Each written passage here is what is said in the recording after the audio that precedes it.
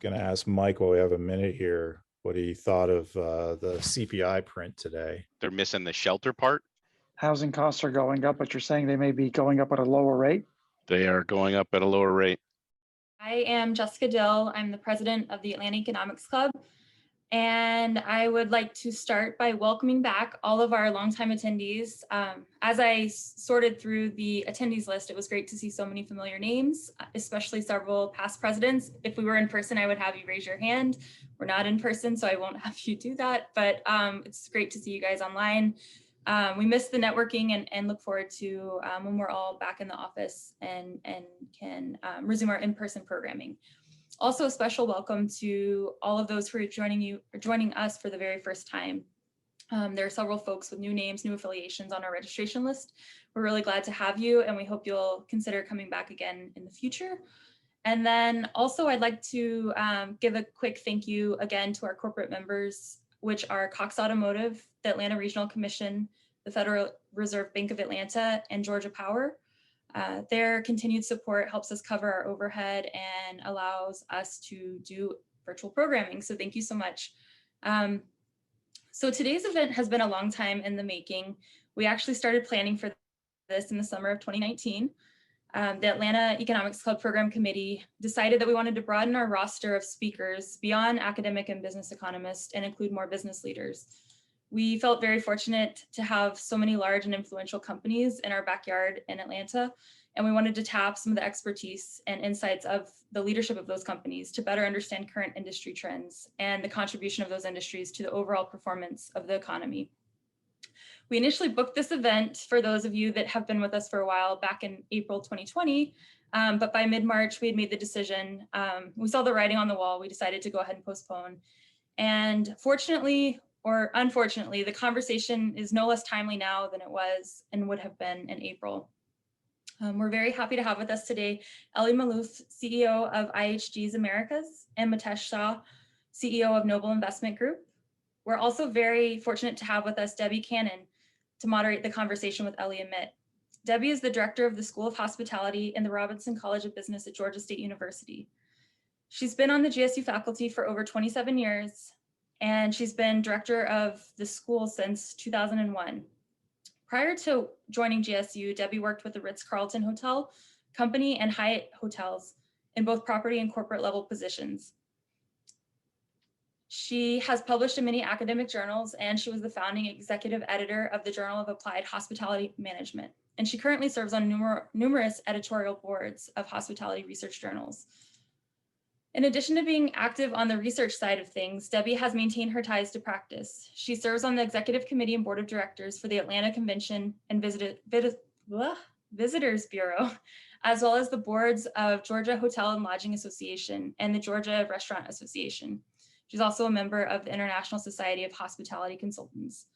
As we were dreaming up this session in the summer of 2019, and still today, I couldn't think of a better person suited to moderate this conversation than Debby. One last reminder, if you have Q&A, please submit throughout and Debby will keep an eye on that. Debby, please take it away. Jessica, thank you for the nice introduction. Welcome everyone. Good afternoon. We are honored to have two of the hotel industry's top leaders with us today, Elie Maalouf and Shah. I know Mitesh is Mitt Shah, so I'm going to call you Mitt throughout this. I hope you don't mind, Mitt. The event announcement included full bios for both, but I would like to provide a brief introduction.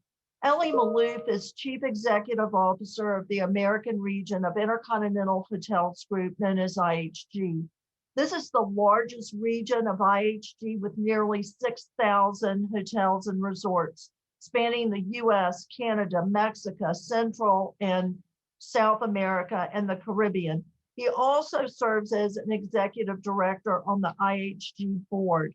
Prior to IHG, Elie's extensive business background included top leadership positions with HMS Host Corporation, Weyerhaeuser Real Estate, and McKinsey and Company.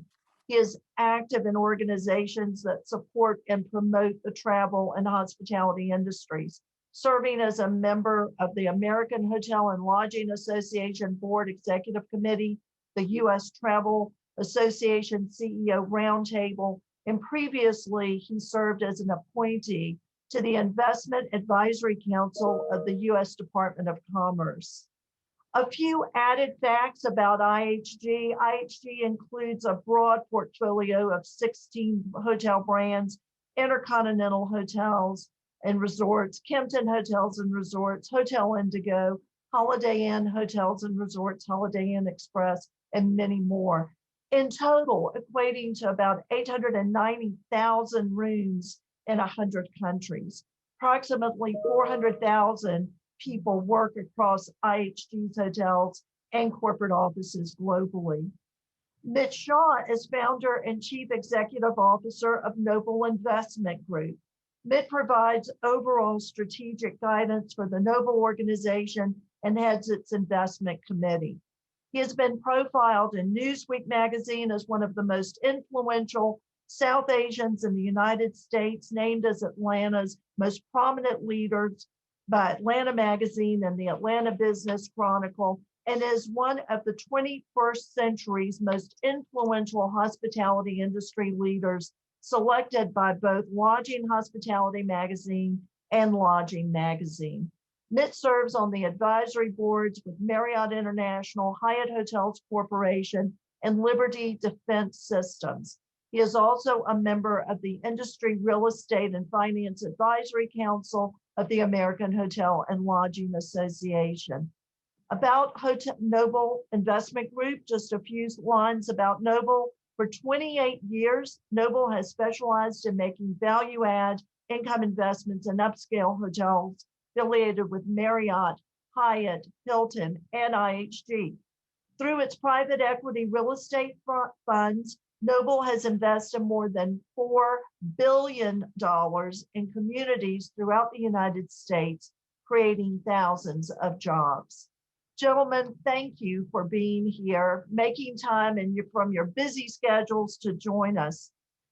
I'm going to start with a quote from the U.S. Travel Association. After a decade of unprecedented growth and prosperity, 2020 was the year the travel industry, as we knew it, ceased to exist. The travel industry, including the hotel sector, was one of the hardest hit in the economic fallout of the pandemic. What I'd like to ask you both, how is the hospitality industry vital to broader economic recovery? Well, Elie, you want to Debbie, kick it off? yeah, well, first of all, Debbie, thank you for having us here, and good to see you. And Mitt, it's always a pleasure to be somewhere with you. Hopefully we can do it all in person soon. I'm here actually at one of our hotels, Hotel Indigo in Old Town Alexandria in the suburbs of Washington, D.C. Always love to come to a hotel when I can during the week and feel the vibe and feel the excitement, and frankly, get out of home where my family's getting sick of me after a year of sitting around there. Well, Debbie, I would say our industry's been severely interrupted. I'd like to believe it has not ended as we know it. I think it's been severely interrupted, but I think the fundamentals haven't changed and they're still good. And I'll come back to them here in a minute. But the US economy cannot recover fully until travel and tourism recovers. Globally, travel and tourism is 10% of GDP, over $9 trillion of global domestic product. In the US, it's probably 6 to 7% of GDP, producing over $1 trillion of domestic and international travel spend. Domestic and international travel spenders put $1.1 trillion into the US economy every year. Last year, that dropped in half. So just when you look at that, you say the US economy cannot recover fully until travel and tourism recovers. And by the way, for states and for localities, that's over $64 billion of state and local and federal revenue, which went down probably by 2/3 last year. So neither can the coffers of the federal government or the states and localities, nor can the full economy recover until travel and tourism recovers. You know, you and I have discussed in this industry where we are in unemployment. While the headline unemployment in the country is 6.7%, travel and tourism, actually hospitality alone is over 20%. So you can see that this is where it's mostly concentrated. If we're going to get back to full employment, which we were at before COVID, this industry's got to recover. Now, I think the good news is that I believe we will recover. Now, it's going to take some time, but the fundamentals of our industry, which are really driven by two things: global GDP growth, which is resumed, and population growth, especially the middle class, which actually never stopped. And you put those two things together, over time, this industry is driven by those two factors. We're optimistic that we will recover, but it's important that this industry does recover for the national economy to recover and for unemployment to come back down to where it was before. Thank you, Ellen. Yeah. So, and Debbie, as well. Thank you for inviting us. I think this is very topical. You know, I think people think about the hospitality industry in many ways. It's a very personal industry.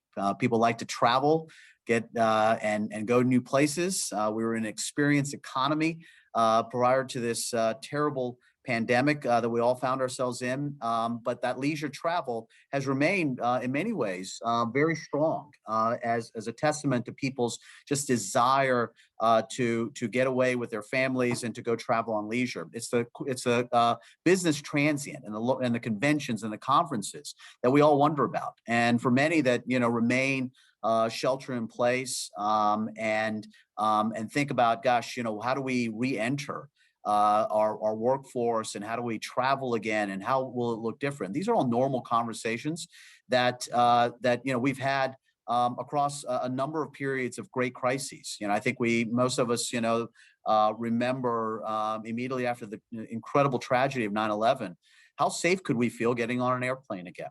And those are real human emotions. And you know, so as we sit here, think, you know, what we do realize is that we are all social beings.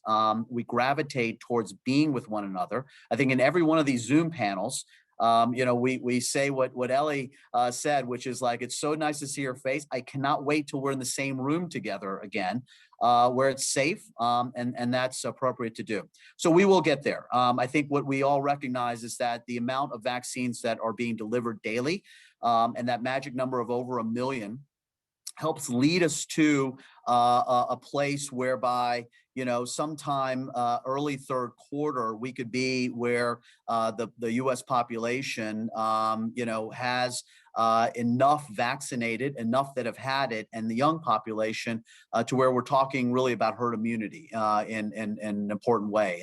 And I expect that by the time we get to, you know, past July 4th, you know, return to work is going to be something that a lot of people feel more comfortable to do if they haven't been there already. But maybe to just a level set, the impact of this crisis and what it's had on the hospitality industry.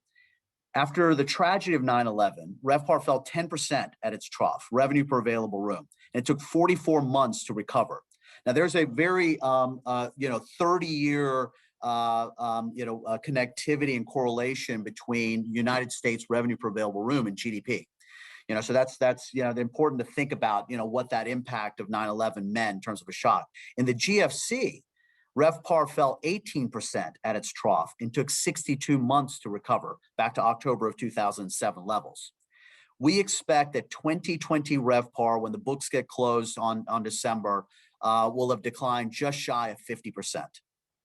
So the magnitude is unlike anything that you know, our industry has experienced. We expect that 2021 gets close to about 50% of where the industry was at in 2019. And it takes until the end of 23 until we return back to those 2019 nominal levels. So this will be a long recovery that will take place. It'll also be what, you know, we've termed here at Noble a butterfly recovery. So it will get there, but it won't follow a direct path for all the economists on the call. It'll kind of bounce around a little bit like this, as we're seeing right now, in terms of getting there. But the industry and leaders like Elie and his, you know, peers at the other major brands have been very thoughtful about the workforce and creating safe environments for employees in the hotels, for guests when they arrive, a guest experience that is very, very protected and feels very safe. And in order for, you know, customers to continue to come back in that way. I'll make one other comment and then I'll pause.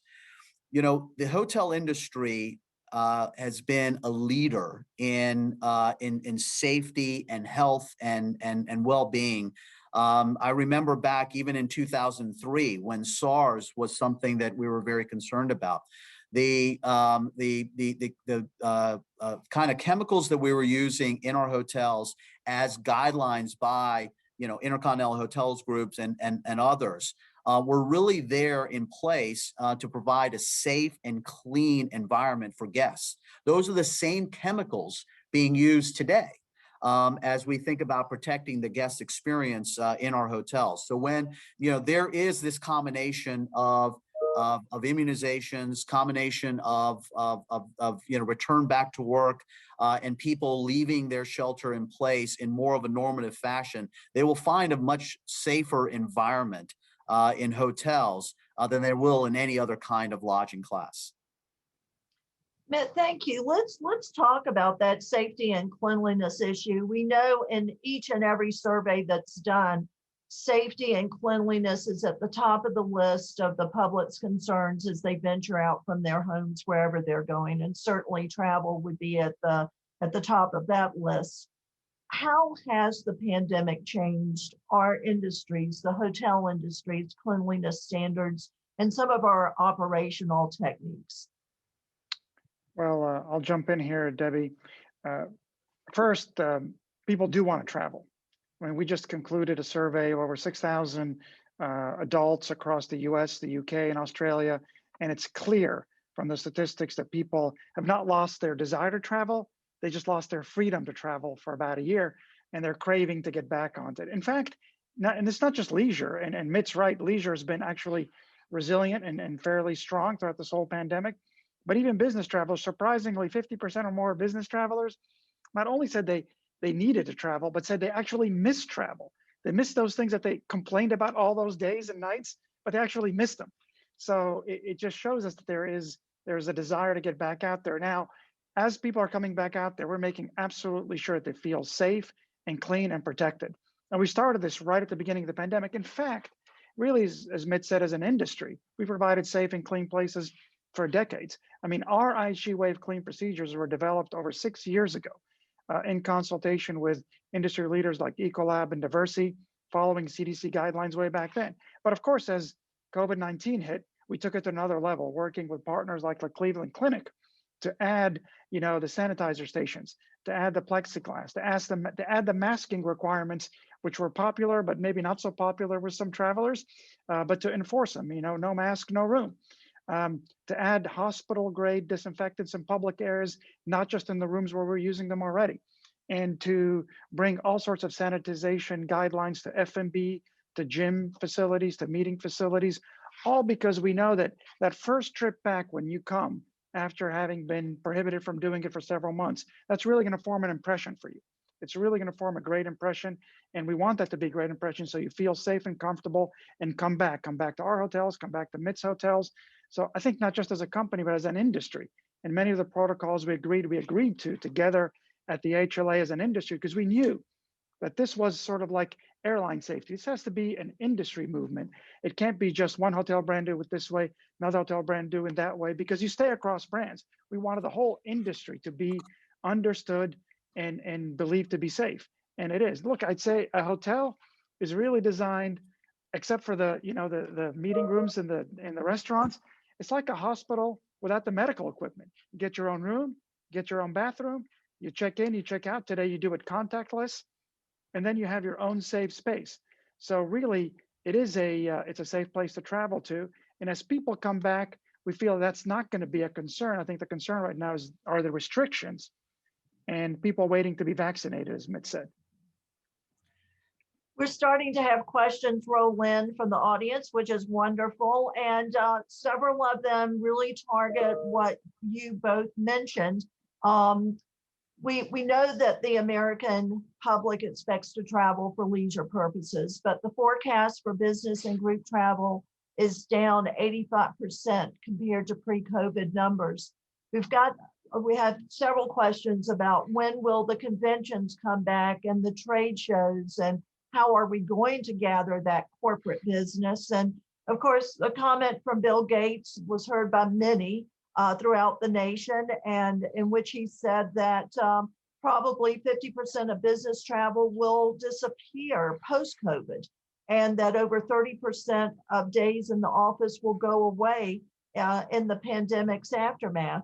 How are your companies tackling this segment of corporate group travel that is so essential to our profitability and to really boosting up our hotel business? So Deb, this goes back to one of the earlier comments that I made about, like, it's really hard. We've almost been in this a year to think about what reality will be like going forward. And it's one of those things that people have a very personal view. So this whole idea and concept about, will we ever return back to offices again? Will we travel like we have before? Make just a couple of comments on that, and none of which will be able to be proven out for all the again, economists in the room. I was an economics major in college, so this is kind of like, this is the thesis. I'll put a stake in the ground. We'll see how that turns out a year from now or so. There's a couple of fundamental sociological things about travel, business travel, that we should talk about. The first is our spouses want us to travel. They're ready to get back to their normal lives. And once there is a safe manner in which to do so, everybody, will feel like, okay, let's go back to, to doing what feels more normal. So that's kind of A. Number two is there's no competitive disadvantage today. If somebody that you're trying to do business with wants to, have you come in and meet, there's no competitive disadvantage to say, how about we do that virtually soon? We get plenty of people here. It's great. We can do that. But when your competitor all of a sudden shows up and they're willing to take that face-to-face meeting, that's a competitive disadvantage. There's an old United Airlines commercial, from many years ago that states exactly that. There's absolutely no replacement for that human interaction kind of face-to-face. Here's the third part. When asked the question, I just got back from 2 days of travel, and I came in early on a Monday for a meeting. I went and had a dinner, socially distant dinner, with industry colleagues, and then had meetings yesterday. So I was asked, I said, was that for fun or was that for business? And my answer was yes, because isn't that why we travel, right? And we connect that. Now, we all want to go back to, oh my gosh, that time that I had to fly all the way across country for that lunch and then fly all the way back. But those are anomalies, right? Essentially what we do is we create these relationships by being together. We have a meal together. We meet, we spend time. And that's kind of how we go and we create our businesses. I think you can also look no further to what online education and the impact of that has had. For all of those that feel like we will be in a virtual world where you can create culture in your companies by doing this, how do our young leaders grow and develop without Elie pulling, them aside and says, hey, where are you heading? Well, I'm going back to, my cube over here, says, come step in this meeting. I want you to meet a couple of people, right? And that's how we all identify this talent. That's how we create culture in these companies. And so it feels really difficult right now where we're at with cases, that have gone up. But we also see the amount of cases, over the last month, drip dramatically with, with this vaccine. So I think we're on the edge and the cusp of getting back to a place where, normalcy is there. And, look, I mentioned about online education. 42% of students in Texas's largest school district failed at least one class in the first marking period of the fall, compared to 11% in a typical year. We have a real issue. And again, for all those folks that say, oh, online education will replace real education, I think, again, the same holds true as it relates to business and how we will continue to do business. I think there was one of the questions on the chat. Well, what about travel budgets? Like, that's the first thing to cut. I go back to the GFC. Remember, like if you went to a resort hotel, you were ostracized, right? And it's like, oh my God, how could you? And travel budgets were being slashed until people realized, my goodness, we have to get our people out on the road doing business. And that's the only way we can stay competitive. Yeah, I mean, I'd like to build on that with Mitt, and I love your energy, Mitt, around this topic. It's very hard in the middle of the crisis to make long-term predictions about the normal will be after the crisis. People like to do it. It sounds prescient. It's often wrong. We don't know. What we do know is this, and I'll just share with you some facts, and I'll, talk about what we think are some possibilities. Even during the crisis last year, when revenue and travel was down significantly, of course, for everybody, our mix of business to leisure travel did not change. It was just different business traveling, but businesses were traveling. Leisure was strong, but our mix didn't change. It was still the same percentage of business travel. Now, it's different industries. Technology has been strong. Housing is booming. Manufacturing is strong. So is auto, so is energy, so is a lot of essential retail and medical. And so those people can't do a lot of the work like we're doing it right now. You got to go deliver something, you got to install something, you got to check it, test it, install it, maintain it. And so that industrial part of America is actually doing pretty well, and people are moving and traveling. Of course, the total volume is down. Those bankers aren't flying from New York to LA for that lunch and flying back right now, hopefully soon. So the volume is down, but the mix is the same. Second thing is, we don't give guidance or make predictions, but the GBTA, the Global Business Travel Association, came out with their predictions and shows a more positive ramp up of business travel, coming back entirely to the 2019 level by late 23, 24, I think, something like that. So it's going to be on a gradient, but it's coming back. Why? Because of the things that Mitt talked about. Budgets get cut, but budgets return.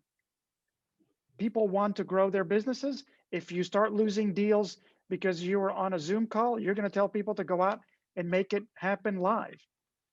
There's a level of connectivity that we all crave. Our recent research shows it.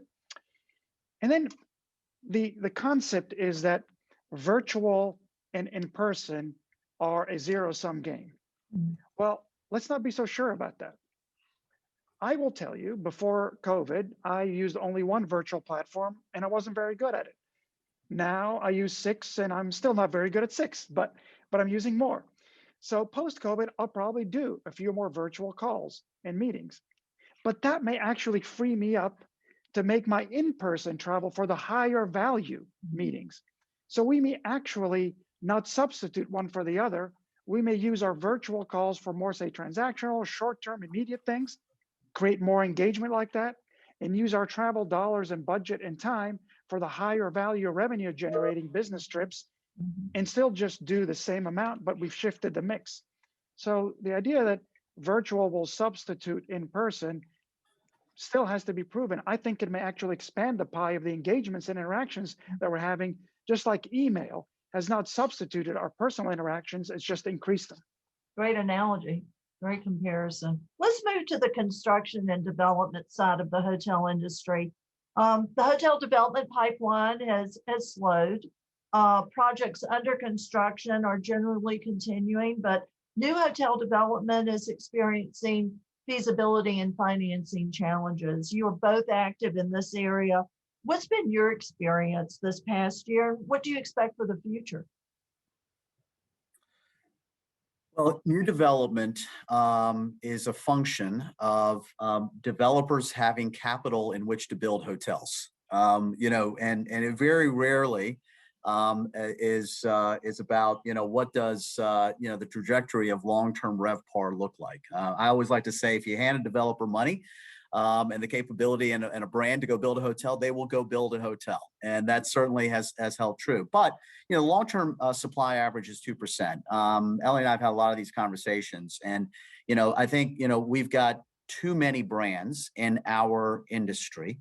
But it's not about, and I think that's the case with a lot of the brands, but they're public companies, and so they're measured on their growth, and so growth has got to come from having more pin dots, and people are building them. That said, we are going to be at a time frame whereby the capital markets are not going to be as conducive to new development for a couple of different reasons. You've got one, the availability of actual land and alternative uses, be it multifamily or the like, that is able to essentially pay more. Two, construction costs really haven't gone down. Because the single family residential market and others that use a lot of the same material supplies continue to be pretty vibrant, and so there's no kind of COVID discount, if you will, in terms of today building hotels. The third is from a leverage standpoint, most developers, there's some ranges in our industry. You've got large institutional allocators that are public, non-public on one side, and you've got developer operators on the other.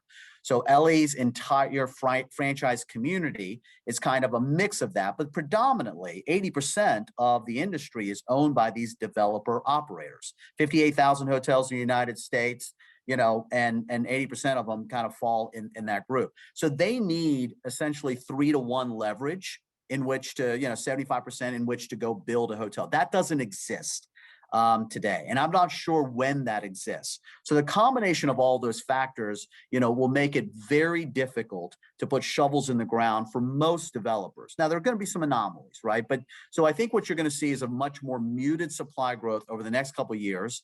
But then as the trajectory continues to come back and the recovery of demand comes back, the capital flows will also come back at the same time.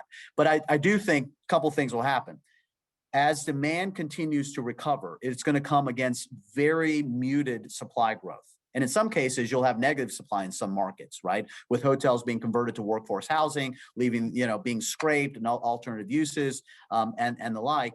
And then you'll have limited new development growth, and that will really help that demand kind of be able to drive revenue per available room and profitability.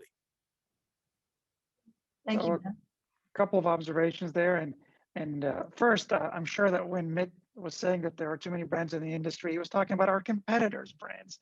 I'm he sure wasn't talking about us. I know he was. So look, yes. Developers need capital to develop, and there are capital constraints right now, greater than before COVID. At the same time, what's different than the GFC and other financial crises, let's not forget this was not a financial crisis, this was a medical crisis that occurred, is that actually our lending system, our banking system, our financial system, the country is very strong. It has not been harmed like in the GFC.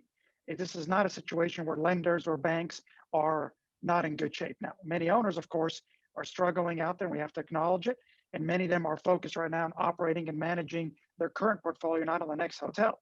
But the funding pipeline, the funding infrastructure underneath, not just this industry, but all industries, is in very good shape and getting a lot of support from the Federal Reserve and the government. So that's a good thing, because if you look at the GFC, it took many years for the financial markets to clean out their situation before they could start to make capital available, not just to this industry, but other industries. In this case, I think we start from an advantage where that's in pretty good shape. So then you get to the supply demand equation. And fortunately, we went into this crisis with high occupancies, not low occupancies. We went into this crisis without a consistent oversupply. 2% was not too high. And this situation may moderate some of that, especially from the weaker properties and weaker players. And so what's happening right now is, as Mitt said, there are some operators and developers out there who are looking at it and saying, if I start a project today, develop it during 2022, open in 2023, I'm probably opening, into a decent environment where demand is coming back, has come back, supply is in pretty good shape, and COVID is gone, and I can enjoy the fruits of my investment. And we've seen a steady amount of new hotel openings, of new hotel signings. I think we're generally have a higher conversion than before COVID amount of conversions if you go through 3 quarters of last year.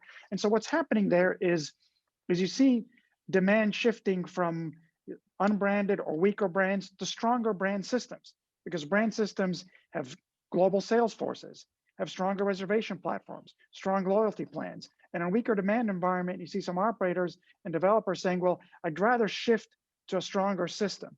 So while, gross supply may not grow as much as it did before for a year or two, we think we're in a position to take share during that period. And we've maintained a sustained level of openings and new deals. I do want to point out, just in the sake of Atlanta, today we're inaugurating a new hotel right in Buckhead, the Kimpton Sylvan, right on East Paces Ferry Road, a wonderful partnership with the Portman Holdings from Atlanta. One of my colleagues tried the restaurant last night and said it was vibrant, actually busy and doing well. And it's a testament to this industry. As Matt said, developers develop, they like to grow things, and there's a lot of belief in the long-term fundamentals of this industry. I keep going back to GDP growth, middle class growth has always equaled travel growth and hospitality growth over the cycle, and the believers are continuing to invest in the industry. Well, that's a great sign, and congratulations, Elie, on the opening of that property.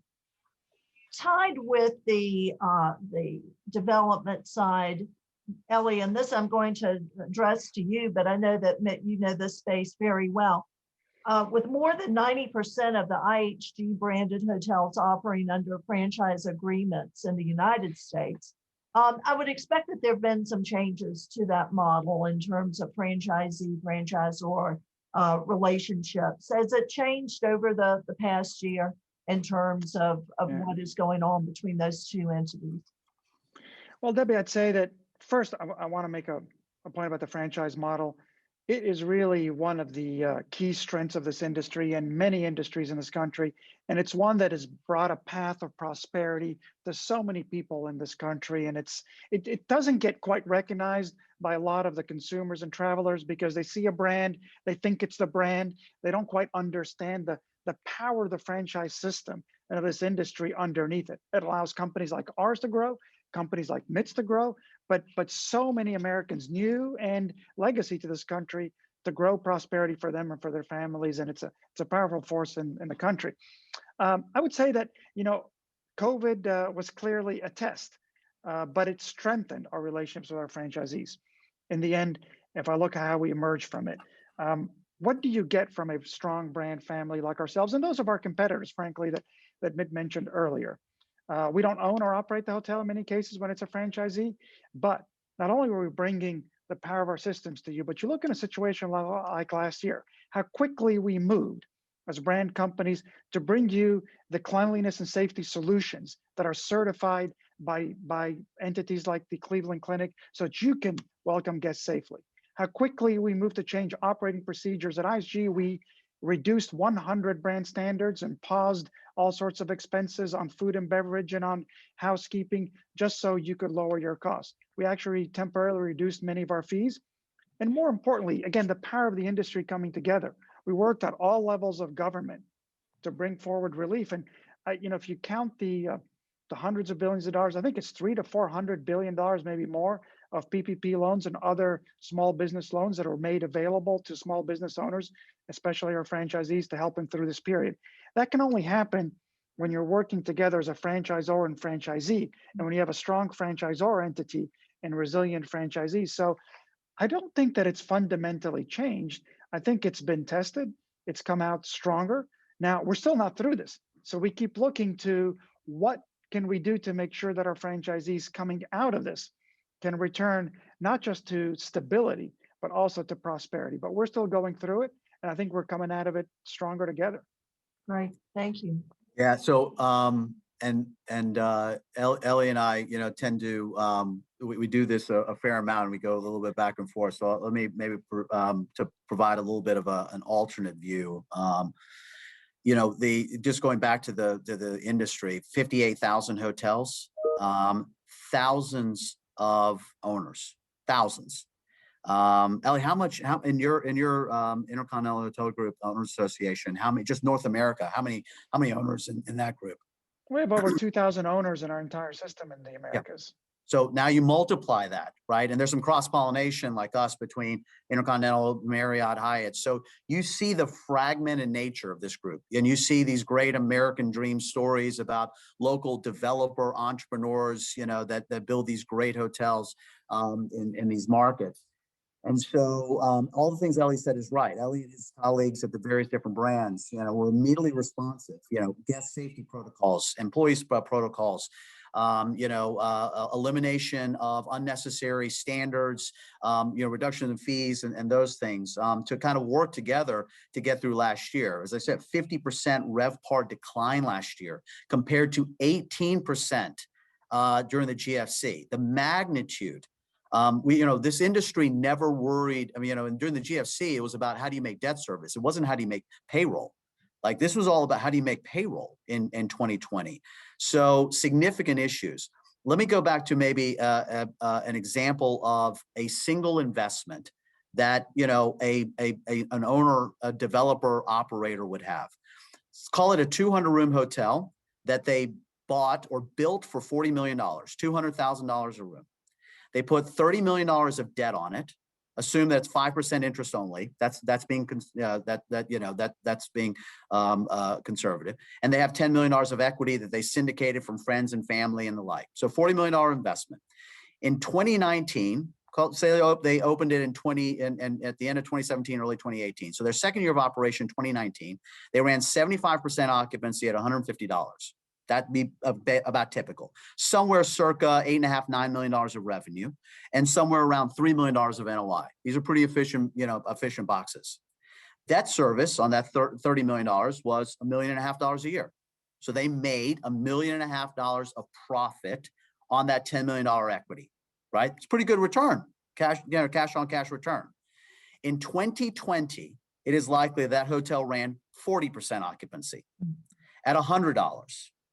Had revenue of $3 million and lost somewhere around $500,000 had minus $500,000 of NOI. So they still have the $1.5 million of debt service, interest only, that let's just assume they got 100% forbearance on. And they covered the $500,000 negative beyond that by using all of their FF&E reserves that Elie asked them to contribute 4% of revenues into a reserve account to keep their hotels renovated and updated. And then they got a PPP loan. And let's just say the unforgiven portion of that was like, say on average is about a $300,000 loan. Unforgiven portion is about $150,000. So they still had to come up with a little bit of money to make it through. Now it's 2021. And in 2021, they're looking at a scenario which is essentially a revenue of probably $4.25 million and probably break even at the NOI level, but they still got $1.5 million problem on the debt service. And they have another year where they've not put anything in their FF&E reserve because it's gone. Right. And so now next year, 2022, they're going to be at 75% of what a previous RevPAR, was. So, and then they're going to be at about 50% of NOI. So they'll have $1.5 million of NOI in 2022. So they'll now be able to pay their debt service. But here's what happens. Elie goes, well, you opened this hotel at the end of 2017. So now it's been 5 years and the market is, demand's coming back. I need you to renovate your hotel. Like, I don't have any money to renovate the hotel. So we can give you a little bit of period, but we need to work on a plan. At the same time, the 5-year loan is coming due. And so now it's not just the $30 million loan. It is a 1.5 years of forbearance tacked on the back end of that. So now the loan isn't $30 million, right? It's 32, maybe $33 million. And it only sizes to maybe a $25 million loan. So there's a time period here that we will all be paying attention to about all this, how this manifests itself. And what I would say is that the partnerships that the brands and the franchisees have are going to be, it's going to be put to the test a little bit, because the brands have got to do it for the greater good, right? This is, for Elie's loyalty program to really work, that guest at the Kimpton that comes to Buckhead has got to have the same experience, to make them Kimpton loyal as they did in Alexandria or wherever else, right? And this is where, this is all gonna, I think, come to an interesting, period for us as we embark on the next couple of years. Great thoughts. Great thoughts. We're towards the tail end of our session, which is going very quickly, but we really cannot end without talking about the impact on our employees. Hotels supported millions of jobs in this country. Prior to the pandemic, 1 in 25 American jobs were in the hotel industry, either in a direct position or indirectly involved in hotel operations. Total contributing $660 billion to the U.S. GDP. 10 years of growth in our labor force wiped out in 1 year. What are your current concerns about the industry's workforce? We had one question that addressed that someone knew a lot of people who had been laid off and what was being done to help them keep their skills renewed so they would be reemployable. But what are your concerns about the workforce today, as well as concerns as we go into the future? Yeah, well, look, Debbie, it's been heartbreaking. That's all I can say. The amount of people that we've had to lay off on property, we admit, the amount of people we've had to lay off at corporate, very significant and unprecedented. And clearly, as Mitt describes, there's still some way to go, quite a way to go, especially on our owner's side, to recover back to where they were. But we've gotten through these maybe not similar, but difficult times in the past, and we've made tremendous progress together getting this far, which I think has been the worst of it. And I think we're going to get through the rest of it. As far as, really employment, I started the conversation on employment today, how the U.S. economy cannot recover until employment in this industry recovers. There are some challenges to that, of course, because other industries are doing so well around us, and they've hired some people who probably feel comfortable there. Plus, unemployment benefits have been generous, and some people are going to wait those out. However, really, in the long term, we need to keep putting out the message about what a good career this industry still provides, that this was a once in 100-year pandemic. This is not what you typically see in a downturn in this industry, because even previous downturns, your careers were not interrupted today.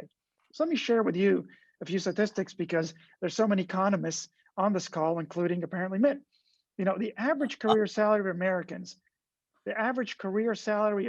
whose first job was in travel is today $82,000. 2 in 5 Americans who started a career in travel now earn over $100,000. That's according to the USTA. Now, at the same time, 30% of Americans graduating from high school are not going to go to college. And many of those who go to college aren't going to end up being coders for Google or Amazon, or being fortunate enough to, do their own startup.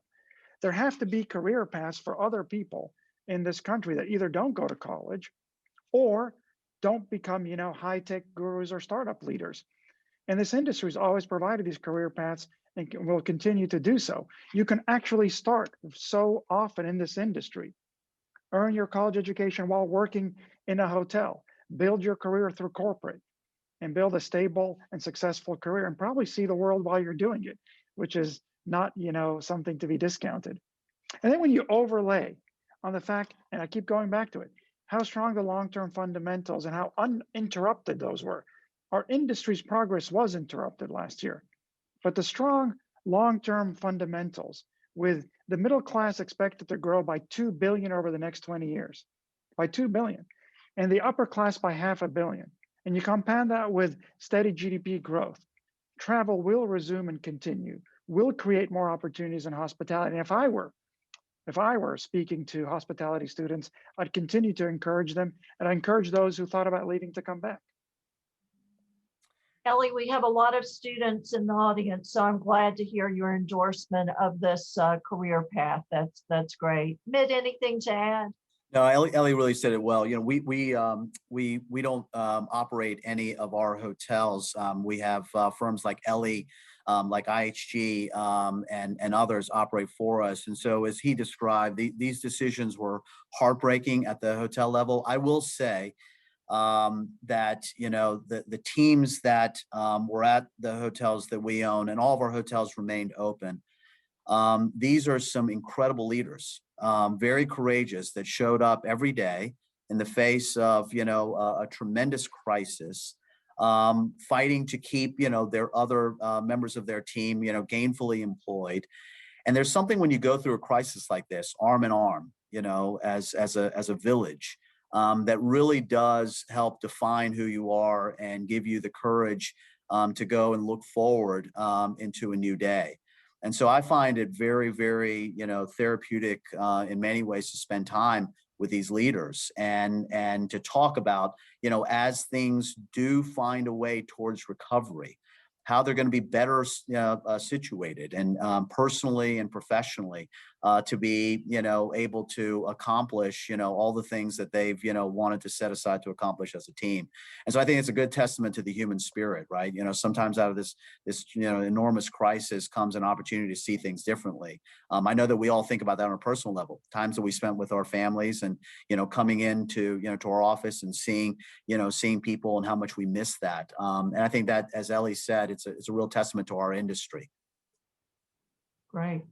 Well, we are down to about 5 minutes, and I would like to pick some questions. Many of these we alluded to or we addressed directly. This is one question. The airline industry has filters that clean 99.9% of the cabin air, but who knows about it? Wouldn't it be a good idea for the hospitality industry to have some airtime explaining to the public how they are going above and beyond with respect to cleaning, et cetera?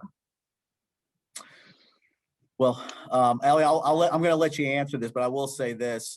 You know, we're both active on the American Hotel and Lodging Association, one of the, you know, great industry associations, and you know, and kind of across all industries. And they've done a very good job of getting the major brands together around consistent messaging. I will remind you back to how fragmented this industry is. And so unlike the airlines, you know, we don't always kind of act as one. It's a lot more difficult. But, you know, I'll go back to the first comment that I made early on, which is this is the safest form of accommodations hotels are that exist. And, you know, if you think about that from security, from a health, from a well-being standpoint, so there is great messaging that exists, but clearly for, you know, for those that are looking to get back to traveling again, the consistency of that message across all brands. You know, each brand has kind of said, hey, we're partnering with Lysol, we're partnering with so-and-so, or we're partnering with the Mayo Clinic, or we're partnering with, you know, Johns Hopkins. And so everybody kind of has their unique niche around clean and safe. But as an industry, I think, you know, we continue to need a lot more work to have that singular message. Yes, and I think it's, if I look at, you know, I've got my comms team on the call today, and I have to say ours and those of the industry has done a great job really getting the message out. I mean, if I look at the number of impressions, the number of articles, and I do review it, that have been written since the beginning of the pandemic about hotel cleanliness operations and partnerships and the science we brought into it and how quickly we adopted all the standards across all the hotels. I think we've done a very good job getting the message out. I personally spent time with our corporate customers, the companies, whether it's Siemens or Amazon or Walmart, our big corporate customers, along with our global sales team, to explain to them how safe it is going to be for the road warriors to get back on the road. We can always do more, but I think right now people have accepted the fact that hotels are safe, that airplanes are safe. They're just waiting for the vaccinations to propagate more, to get out there a little further, for the restrictions to reduce, and they're going to get back out there. I think they've gotten the message that travel is safe. They're waiting to get that vaccine, and I think we're getting to that tipping point pretty soon. We have a question about international travel. Currently, there are, as we all know, severe impediments to international travel. Do you see some of this this demand shifting over to domestic within the U.S. travel, since so many people cannot travel abroad? Well, I mean, in the short term, that's what's happened. I mean, all travel globally has been mostly domestic. This is the first time in history where every country closed almost every border to every other country. I mean, I don't think that happened in World War I or World War II. It's an incredible thing. I don't think we'll ever see it happen again. And so travel really moved domestically, whether you talk in China, where we're the largest and longest serving branded international hotel company, to the US, to Europe, all travel really became domestic. I don't think that's going to become a permanent issue. I think people want to travel internationally, want to explore, want to meet new cultures and see new things. They're just restricted from doing it right now. But it all goes back to the medical solution. This was not a global, financial, political problem. This was a medical problem. And as the medical solution comes between vaccination, between testing, which will eventually abate the propagation of this virus, then I think people are dying to travel internationally. I mean, I've got a trip planned in May to Italy that I had to cancel last year, where I grew up, and I'm dying to go, and I'm betting that I can. We hope so, Elie. Debbie, I'll Elie, just add one, yeah. I'll add one last thing. You know, prior to this pandemic, the numbers on this middle class, this global middle class, and for the first time in relative families, having the means by which to have experiences, the first time. I mean, and Debbie, you and I've talked about so many of your students, their first time in their family to go to college, right? Yeah. So this was, and if you thought about what mattered more, you know, versus, you know, getting a roof over their heads, getting a TV, but travel and experiences were fundamental to that thesis. Once it is safe to go from point A to point B, people's normal tendencies in which to go and experience things when they feel safe will come back. It just doesn't feel like that's going to, you know, be anytime soon, given where we're at today. But if we have this conversation 6 months from now, you know, I would believe, knowing what we think the trajectory is going to be, you would feel more and more likely that international travel will start to come back. It'll just come back from a lower place than obviously, you know, where we started from. Elie and Mitt, thank you for stimulating hour of talking openly and sharing so much wonderful information, and also so many positive messages, which I think we all needed to hear. And that was really, truly inspirational. Thank you. Thank you. I'm going to turn it back to Jessica. And Jessica, we could have talked for the whole afternoon. We definitely could have. This was wonderful. Thank you so much, Elie, Debbie, and Mitt, for your incredible insights. This was wonderful. I just want to make one final announcement before we go ahead and close out the call. Our next event will be on March 17th. It'll feature Juan Perez, who is Chief Engineering and Information Officer at UPS. And Juan will talk with us about drone innovations and also network preparations that UPS has made to deliver throughout the pandemic, and also for delivering the vaccine. So our next event should be another great one, and we hope everyone will join us for that. So see you guys in a month. Thank you. Thank you, everyone. Thank you, Debbie. Thank you, Jessica. Thank you, Elie, Mitt, Jessica. Thank Bye, you. Mitt.